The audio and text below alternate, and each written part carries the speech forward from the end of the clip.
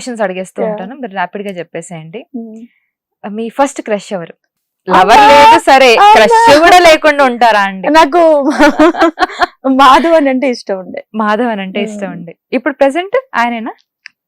ఒకసారి ఇష్టపడిన తర్వాత వాళ్ళనే ఇష్టపడతాం కదా, అంతే. అంటే క్రష్ మారుతూ ఉన్నారు. మారు.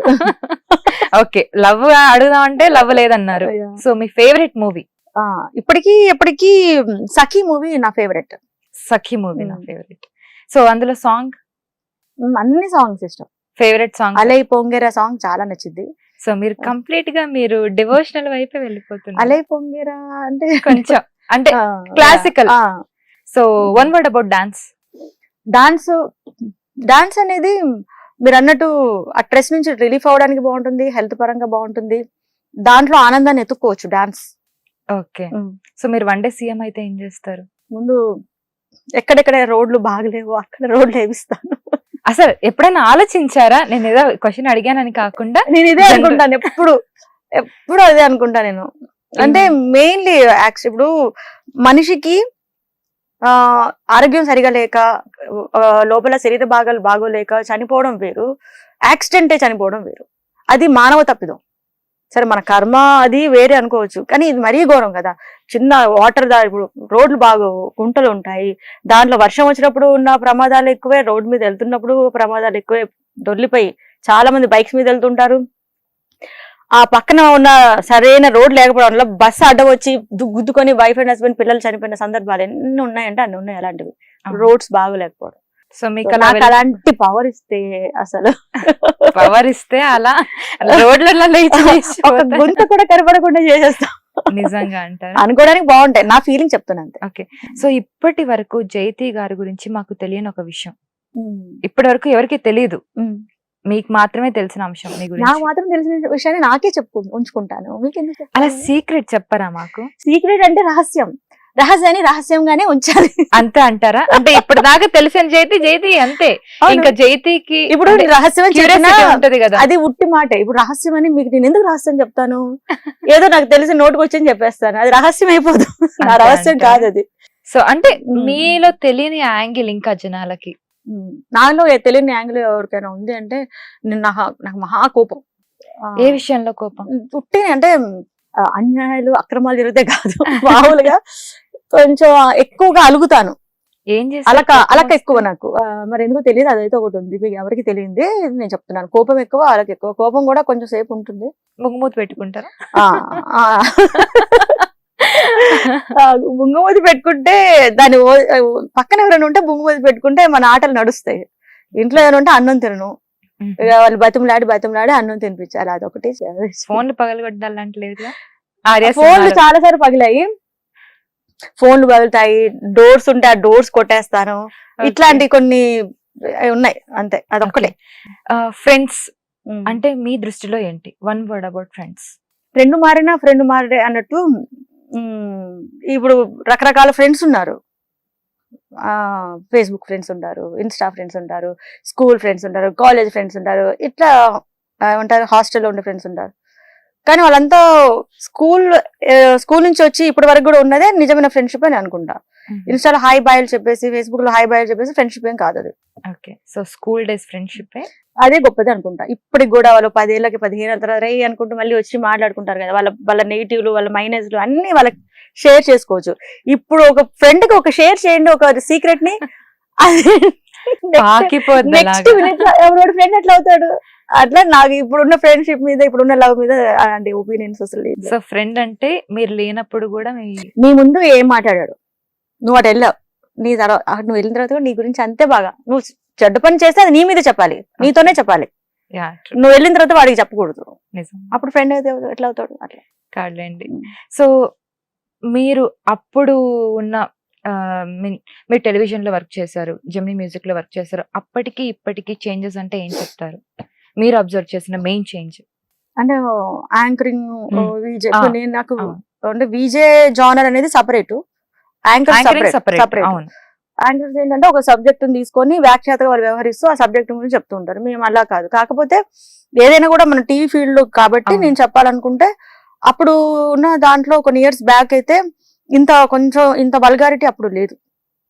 మాటలు కానీ పంచ్ డైలాగ్స్ కానీ ఇంత చిల్లరగా అసలు అప్పుడు లేవు. ఓకే. అది చాలా డీసెంట్ గా కొంతమంది మనకి మా సీనియర్స్ మా ముందు జెమినీలో వర్క్ చేసిన వాళ్ళు ఉన్నారు. ఇంత చిల్లర మాటలు, ఎంత చిల్లరగా మాట్లాడితే వాళ్ళని ఇంకొక ప్రోగ్రామ్ పిలుస్తున్నారేమో కానీ ఆడియన్స్ దృష్టిలో వాళ్ళు ఎప్పుడు గెలవరు ఓకే. ఆ చిల్లర యాంకరింగ్లు చేస్తే. నాకు తెలిసినంత వరకు ఏ పని చేసినా నటనలో అయినా హుందా కనపరచాలి, యాంకరింగ్ లో అయినా సరే, మాట్లాడే విధానంలో సరే, దేంట్లో అయినా నీ డిగ్నిటీని నువ్వు పోగొట్టుకోకూడదు. ఓకే. వస్తే వచ్చే ఆఫర్స్, లేకపోతే లేదు. మనుషుల గుండెలో గుర్తు పెట్టుకుంటారు. ఫైనల్ గా ఒక క్వశ్చన్, ఇప్పుడు గనక సినిమాలో యాక్టింగ్ కి గనక మిమ్మల్ని పిలిస్తే, మీకు ఆఫర్ వస్తే మీరు యాక్ట్ చేయడానికి రెడీగా ఉన్నారా? అంటే బయట మీ ప్రొడక్షన్ లో కాకుండా. ఇప్పుడు వరకు నేను వెళ్ళలేదు. ఒక ఆపర్చునిటీ అయినా ఫోన్ చేసినా నాకు తగ్గట్టుగా నాకు అనిపించకపోతే నేను వద్దనే చెప్తున్నాను. నేను లేకపోతే సినిమా నడవకుండా అయితే ఉండదు, వాళ్ళు ఇంకొక ఆపర్చునిటీకి వెళ్ళిపోతారు. తెలుగులో హీరోయిన్లు అని మనం అనుకుంటాము, రావట్లేదు అనుకుంటాం. ఆ టీవీ సీరియల్స్ లో కూడా వేరే భాష వాళ్ళు వచ్చి కూర్చుంటున్నారు. అక్కడ ఉండదు. టెలివిజన్ రంగాన్ని చెప్తున్నాను, అక్కడ లేదు, ఇక్కడ లేదు. అందుకని ఎవరికి వాళ్ళు అదే. ఇప్పుడు మీరు అన్నారు ఏంటంటే యూట్యూబ్ మీద మీ అభిప్రాయాన్ని, మంచి హ్యాపీగా వాళ్ళ పెర్ఫార్మెన్స్ చేసుకుంటూ వాళ్ళు కూడా పీపుల్ లోకి వెళ్తున్నారు. అంటే ఇప్పటి వరకు అంటే స్కోప్ లేదు అని అంటున్నారా, లేదంటే వాళ్ళు తీసుకోవట్లేదు అని అంటున్నారా టెలివిజన్ రంగంలో తెలుగు వాళ్ళని? తెలుగు వాళ్ళని అంటే మీకు అదే చెప్తున్నాను. ఈ మధ్య కొంతమంది గొప్ప నిర్మాతలు, మరి కొత్త దర్శకులు కొంతమంది వచ్చి తెలుగు వాళ్ళకి ఆపర్చునిటీస్ వస్తున్నాయేమో, కానీ మనం అనుకున్నంత ఈజీగా అయితే రావు. అది అందరికి తెలిసిన విషయం, మనం మాట్లాడుకోవడం కూడా వేస్ట్. ఇది అందరికి తెలిసిందే. వాళ్ళకి ఏంటంటే ఒక వంక ఏమంటారు దాన్ని, అది చెప్తా ఉంటారు.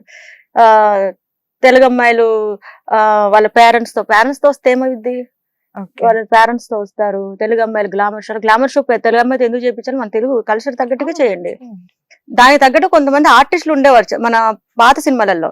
ఒక కేటగిరీ ఉండేది వ్యాంప్స్ అని, వాళ్ళతో చేయించుకోండి మీరు గ్లామర్ షోస్ గా ఉంటే. నేను అంతకుముందు ఉన్న హీరోయిన్స్ ఎంత బాగా చూపించేవారు. అవును, నిజంగానే. ఒక భానుప్రియ గారు కానీ, ఒక విజయశాంతి గారు కానీ, వాళ్ళని వల్గర్ గా చేసిన సినిమాలు ఏమున్నాయి వాళ్ళ దాంట్లో. దానికి ఒక కేటగిరీ ఉంటుంది.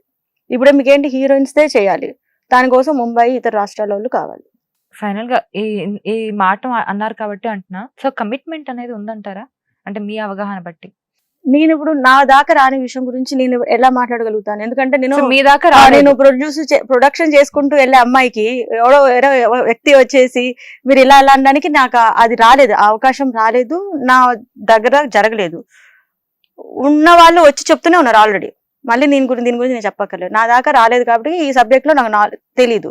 కానీ జరిగాయని కొంతమంది పాపం బయట వచ్చి, అదేంటో విచిత్రం ఏంటంటే ఆ జరిగే టైంలోనే చెప్పొచ్చు కదా, అంత అయిపోయిన తర్వాత చెప్తున్నారు ఆడపిల్లలు కొంతమంది. సో అదేదో వాళ్ళు గ్రహించుకొని నిజంగా ఒక ప్లేస్ లో ఆడిషన్స్ కి వెళ్ళినప్పుడు ఆన్ ది మూమెంట్ లోనే వాళ్ళు పెట్టేయచ్చు సోషల్ మీడియాలో. పలానా స్కోప్ కూడా వెళ్ళాను, నన్ను ఈ విధంగా నన్ను ఇబ్బంది పెట్టారు, నువ్వు ఎప్పుడో సినిమా అంతా అయిపోయిన తర్వాత లేదా వేరే 10 సినిమాలు యాక్ట్ చేసిన తర్వాత ఆ రోజు నన్ను ఇలా అన్నారు అని చెప్పడం అది కరెక్ట్ కాదు నాకు తెలిసిన. మీ ఫేవరెట్ హీరో ఎవరు? చెప్పారు ఇందాక, క్రష్ మాధవన్. క్రష్ అనే మీ ఫేవరెట్ హీరో రజనీకాంత్ గారు. Okay, nice. మొత్తానికి మాట్లాడడం మీరు ఈ పాట గురించి ఇంకా మా హిట్ టీవీ ప్రేక్షకులకి పాట గురించి అని చెప్పి నా ఫ్లాష్ బ్యాక్ తీసుకెళ్లి ఆదిత్య తీసుకెళ్లారు నన్ను. ఓకే, అటు మొత్తం. సో యాక్చువల్ గా మీ గురించి ఎప్పుడు మాట్లాడినా కూడా, లాస్ట్ టైం మాట్లాడినా కూడా కరెంట్ సిచ్యువేషన్ గురించి కొంత మాట్లాడతాం. ఎందుకో మేము ఇంకా పాత రోజుల్లోనే పాత విజే జైతి దగ్గరే ఆగిపోయాం. ఇంకా సో మేము కొత్త జైతిని చూడాలనుకుంటున్నాం ఇంకా మీ దగ్గర నుంచి. అంటే వెన్నెల సిచ్యువేషన్ లో, వెన్నెల టైంలో చూసిన జైతి అంత స్ట్రాంగ్ ముద్ర వేసేసింది.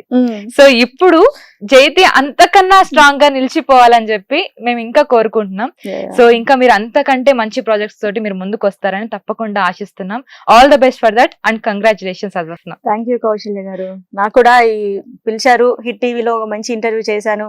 మళ్ళీ చెప్తున్నాను కదా, మళ్ళీ నన్ను కూడా తీసుకొని వెళ్ళారు, గత జ్ఞాపకాలకి తీసుకొని వెళ్ళారు. నిజంగా నేను మళ్ళీ అతి త్వరలో ఒక మంచి ఇంటర్వ్యూ చేయాలి మీతోటి. అండ్ మీరు బ్లాక్ బస్టర్ మూవీ చేయాలి, లేదంటే ఇంకా అత్యద్భుతమైన ప్రైవేట్ సాంగ్స్ చేయాలి.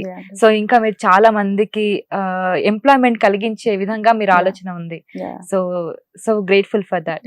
థ్యాంక్ యూ అండి, థ్యాంక్ యూ. అలాగే మళ్ళీ డుగ్గు డుగ్గు బుల్లెట్ సాంగ్ ని నివృత్తి వైబ్స్ లో రన్ అవుతుంది. అందరూ కూడా చూస్తున్నారు, ఆదరిస్తూ ఉన్నారు. ఇంకా మంచి హిట్ చేయాలని మనస్ఫూర్తిగా కోరుకుంటున్నాను ప్రేక్షకులందరినీ, నన్ను అభిమానించే వాళ్ళందరినీ. ఇప్పటికీ ఎప్పటికీ మన వెన్నెల, మన విజయ్ జయతి, ఓకే మన ఆంధ్ర మాధురి దీక్షితే. Okay, love you all and love you more. Yours Jaithi. Sayonara. So చూసారు కదా, ఇది మన ఇంటర్వ్యూ.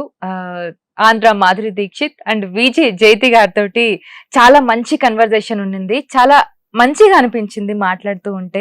సో ఆ పాత జ్ఞాపకాలని ఆవిడతో మాట్లాడించడం కానివ్వండి, తనతో ఇంట్రాక్షన్ కానివ్వండి, చాలా హ్యాపీగా ఫీల్ అయ్యా నేను కూడా. ఇట్స్ లైక్ రైసింగ్ ఇంటర్వ్యూ అని అనుకోవచ్చు. మీరు తప్పకుండా చూసి ఎంజాయ్ చేస్తారని అనుకుంటున్నాను. సో మళ్ళీ ఇంకొక మంచి ఇంటర్వ్యూతో మళ్ళీ మీ ముందుంటాను. Thank you so much for watching. Keep watching Hit TV for more updates. Hit TV app ని డౌన్లోడ్ చేసుకోండి. ఇందులో short news, live news, entertainment movies అన్ని అవైలబుల్ గా ఉన్నాయి. Please download Hit TV app. Hit TV app. Hit TV యాప్ని ఫ్రీగా download చేసుకోండి.